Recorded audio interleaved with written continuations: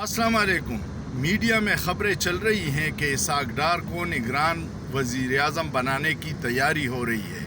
ये क्यों हो रहा है, इसके पीछे साजिश मैं आपको बताता हूँ। इनका डर खौफ अब भी इमरान खान है। न सिर्फ PDM बल्कि बहुत सारे इदारे इस डर खौफ में हैं कि इलेक्शन हुए तो इमरान खान दोबारा भारी अक्सरियत से आ जाएगा।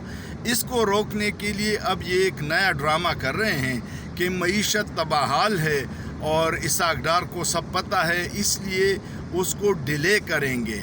और ये सारे इंतज़ार कर रहे हैं सितंबर का।